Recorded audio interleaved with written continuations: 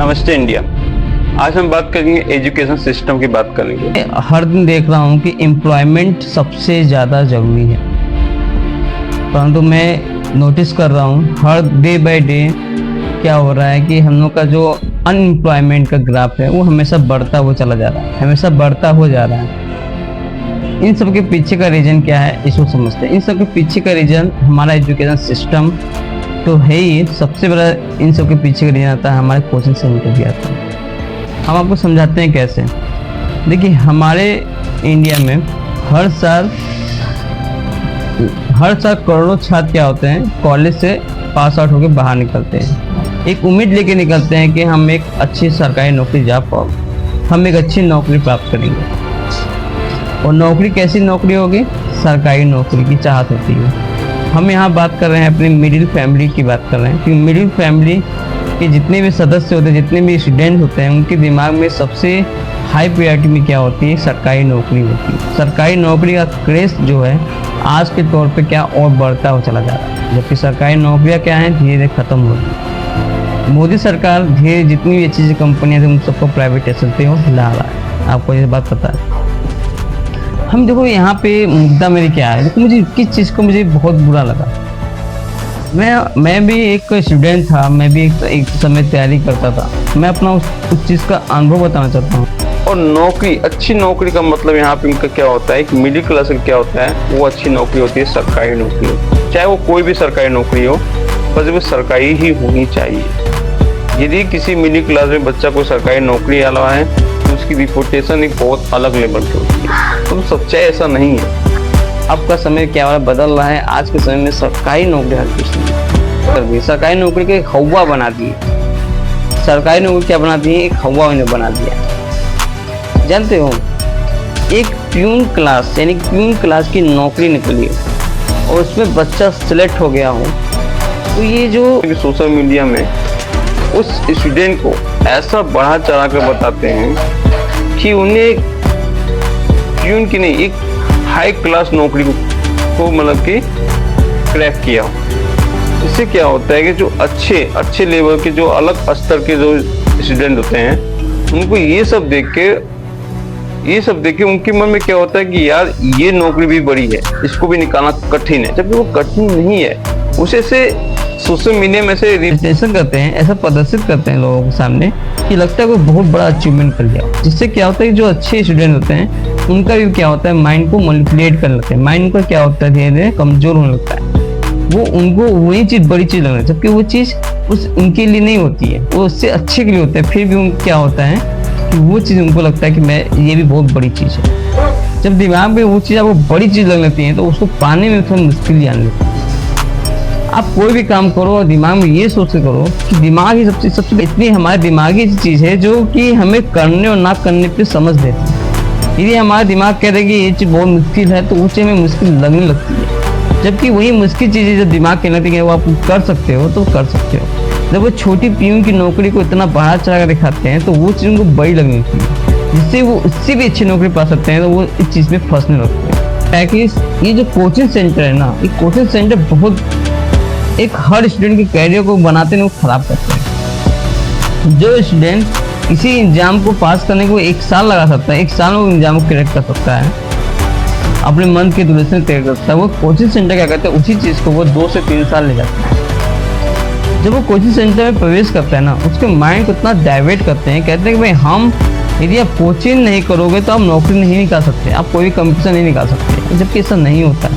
ये बस coaching centre का हवा होता है, इतना बड़ा हवा है कि उनका ये कहने का मतलब है कि यदि आप कोचिंग नहीं आओगे तो आप पेपर नहीं निकाल सकते, आप एग्जाम नहीं निकाल सकते। ऐसा नहीं है। आप कभी भी देखा करिए, आप कभी सुना करिए कि लोग बिना कोचिंग के अच्छी नौकरी को निकालते, IAS की नौकरी को निकाल देते, जो बड़ी एग्जाम होते उसको निकालते हैं। क्योंकि वो अपने अंदर विश्वास रखते हैं और वो सिलेबस के प्रति अपना डेडिकेशन करते हैं, सिलेबस के प्रति डेडिकेशन करते हैं, अपने सोर्स ले आते हैं और उनको तैयार करते हैं। कोचिंग सेंटर आपको वही चीज़ को 1 से 2 साल ले जाता है, 2 से 3 साल ले जाता है। जब आप कोचिंग सेंटर से आप सिलेबस कंप्लीट करते हो, कोई बंदा उसी समय दूसरे में अपना सिलेबस कंप्लीट करता है, एग्जाम करता है और तैयारी करता है और फाइट कर लेता है। और आप इस एक साथ करते सिलेबस लगाने लगाते हो, फिर उसको प्रैक्टिस करने लगाते हो, फिर जगह एग्जाम देते हो। आपने करियर के 3 साल आपने पेपर में ही लगा दिया। कोचिंग सेंटर लड़कों को सही बताने वो रास्ता नहीं दिखा, वो गुमराह करता है। जो चीज 1 साल में होने वाली चीज वही चीज 3 साल 4 साल लगा देते हैं कुछ लोग। अब हम आपको बताते हैं कि आप इन सब से कैसे मुक्ति पा सकते हैं। आप उनको बात समझिए, मैं आपको बताता हूँ। तो कोई भी एग्जाम होता है ना, तो हर एग्जाम का एक सिलेबस होता है, एक पैटर्न होता है। आप उस सिलेबस को देखो, सिलेबस के अकॉर्डिंग तैयारी करो। एक स्टूडेंट वो आरआरबी जे की तैयारी कर रहा हो, वही स्टूडेंट यदि ये BSSC 10+2 की भी तैयारी कर रहा हो, तो दोनों एग्जाम को एक समय पर तैयारी करके क्रैक कर सकता है। वो कैसे हो सकता है? देखिए, आरआरबी जे जो होता है ये लेवल 6 की नौकरी होती है। जो आपकी BSSC 10+2 की होती है वो लेवल 2, लेवल 3, लेवल 4 की होती है। इनकी जो सैलरी होती है आरआरबी जे की वो 50-60 हज़ार की होती है, जबकि BSSC 10+2 की जो आपकी जो नौकरी होती है वो 30 से 40 हज़ार की नौकरी होती है स्टार्टिंग में। अब बात देखिए हम एक साल को कैसे प्रिपरेशन कर सकते हैं। यदि आप दोनों के सिलेबस को कंपेयर करते हैं, आरआरबी जे की सिलेबस देखिए और आपको अपना BSSC 10+2 की आप सिलेबस देखिए। यदि आप दोनों को मिला कर देते हैं, यदि आप आरआरबी जे का मैथ और रीजनिंग तैयारी करते हैं, तो BSSC 10+2 की ऑलरेडी आपकी मैथ और रीजनिंग तैयार हो जाएगी। और BSSC 10+2 की यदि आप जीके या जीएस तैयार करते हैं, तो आपका ऑलरेडी कवर हो जाएगा, आपका आरआरबी जे का जीके जीएस हो जाएगा। इस हिसाब से आप एक ही समय पे 2 एग्जाम को क्रैक कर सकते हैं। ऐसे 2 एग्जाम के ऐसे कई एग्जाम होते हैं जो पैटर्न एक ही होते हैं, सब सिलेबस एक ही होते हैं, बस समझना आपके ऊपर होता है कि क्वेश्चन कैसे आ रहा है, वो कैसे डील करना है। एक बात बताएं, ऐसा कोई काम नहीं जो आप नहीं कर सकते। ऐसा कोई काम नहीं जो आप नहीं कर सकते हो, बस आपको अपने पे विश्वास करना होगा कि ये चीज हम कर सकते हैं तो कर सकते हैं, चाहे इसके बीच में कोई भी आ चला जाए। बस अपने अंदर ही विश्वास होना चाहिए। कोई भी काम कठिन नहीं होता है और कोई भी काम सरल भी नहीं होता। बस उसको कठिन को सरल और सरल को मुश्किल बनाया जाता है। हम ये वातावरण बनाते हैं। कोई चीज़ सरल होती है तो उसे लोग ऐसा बढ़ा चढ़ा के बताते हैं, वो चीज़ हमें कठिन लगती है। और वही चीज़ जब कोई कठिन होती है, ऐसा माहौल क्रिएट कर देते हैं कि वो कठिन चीज़ भी सरल लगती है। डिपेंड करता है कि आप किस माहौल पे आप हैं। मैं नेट पर सर्च कर रहा था, मैं बहुत जगह देखा, एजुकेशन ट्रैप देखा, अनएम्प्लॉयमेंट की समस्या देखा। वही अनएम्प्लॉयमेंट, एजुकेशन ट्रैप, ये सिस्टम है क्या? देखो, पूरा मोटो क्या है, आपका पैसा ही है। आप पैसे के लिए यानी मनी के लिए अपना काम करते हैं। आप कुछ ऐसे पर्सन होते हैं जो अपने हॉबी के लिए करते हैं, जो अपने शौक के लिए करते हैं। 99% बताता हूँ या 90% बताता हूँ मैं कि लोग सैलरी देख के तैयारी करते हैं, लोग पोजीशन देख के तैयारी करते हैं, और लोग पोजीशन देख के सोचते हैं पावर आने के बाद हम पैसा कमाएंगे। तो अल्टीमेट जो गोल होता है वो आपका क्या होता है? मनी होता है। तो मनी कमाने का या पैसा कमाने का केवल एकमात्र सरकारी नौकरी नहीं। ऐसे कई तरीके हैं दोस्त। यदि आप एक समय तक तैयारी करिए, समय के बाद हो जाती है, तो आप उसको क्या करिए, आप उस चीज को छोड़ के रास्ता चेंज करिए और अपने माइंड को करिए कि मुझे इतना अचीवमेंट करना, इतना अचीवमेंट करना। आप जब तक टारगेट बेस्ड मनी भी सोचेंगे, नहीं सोचेंगे, तो आप कमा नहीं पाएंगे। आप कोई भी काम करिए। अभी देखिए, मेरा चैनल का नाम आप जानते हैं, सॉफ्टवेयर इंजीनियर करके है। मेरे चैनल पे आपने बहुत से ऐसे छोटे से यंग लड़के को देखा है जिन्हें अपना एक खुद का बिजनेस स्टार्ट कर दिया, खुद का बिजनेस किया। अपने वो पैसा कहाँ से आता है, अपने पापा मम्मी से पैसा लगते हैं, तो उन्होंने खुद से अपना सेल्फ एम्प्लॉयमेंट क्रिएट किया।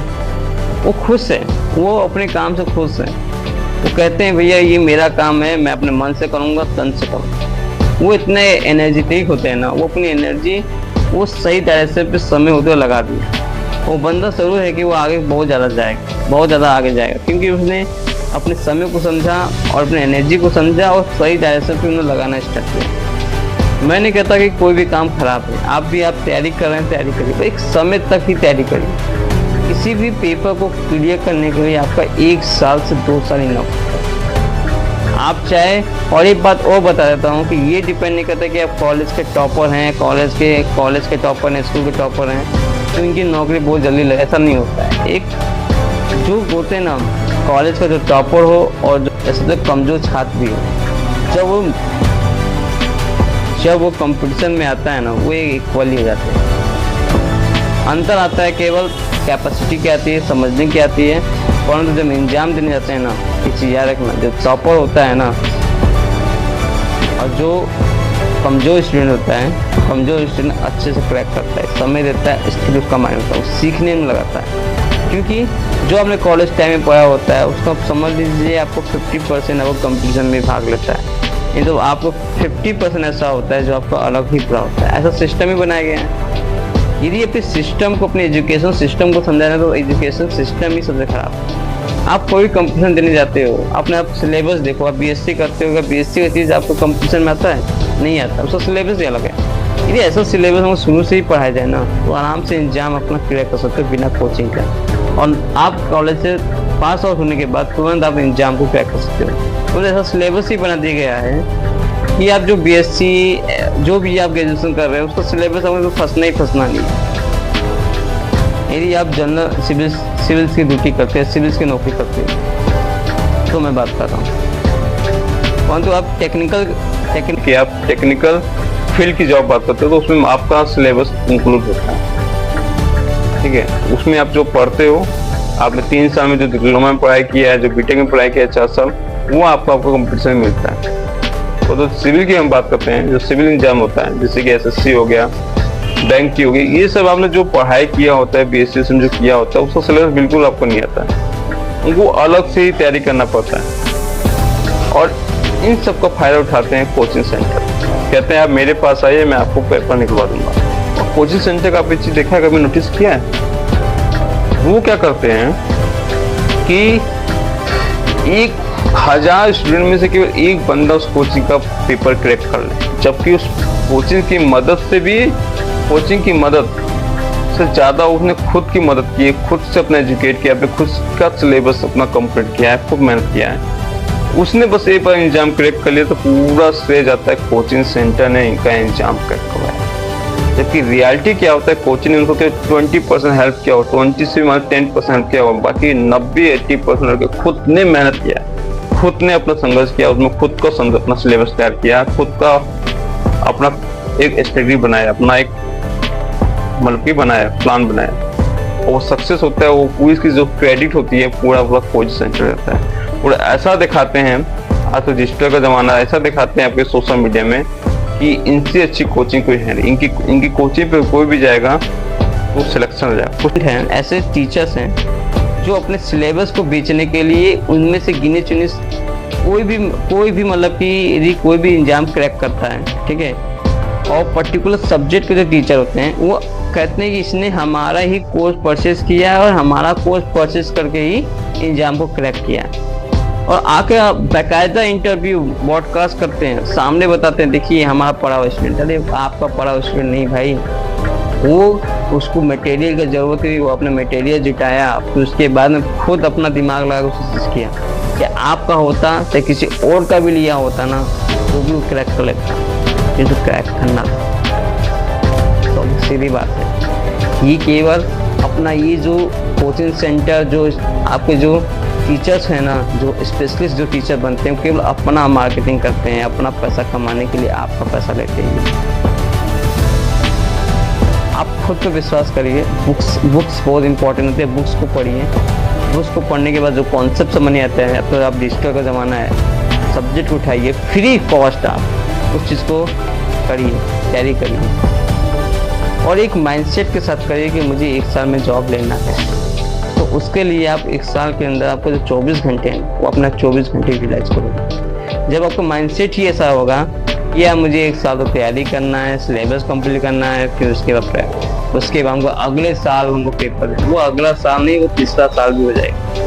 आप दिमाग में ये सोच कर रखोगे मुझे इस साल ही जॉब लेना है, कैसे भी करके लेना है, तो आप उस के प्रति आप जुनून के साथ काम करोगे, आप कोचिंग से ज़्यादा अपने पे भरोसा करोगे और अपने से सिलेबस तैयार करोगे, अपने से कॉन्सेप्ट बनाओगे, और जब आप पेपर आएगा ना, जिस कॉन्फिडेंस से हमने तैयारी किया है ना, ईमानदारी से, वो आप करें। कोई भी एग्जाम बड़ा नहीं होता है, कोई भी एग्जाम छोटा भी नहीं होता है, बस समझने और सोच की ये मुझे आपको बताना। Best of luck. आज के लिए इतना ही।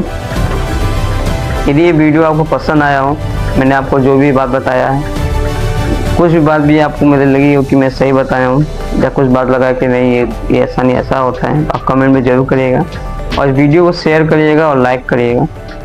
आज के लिए नमस्ते।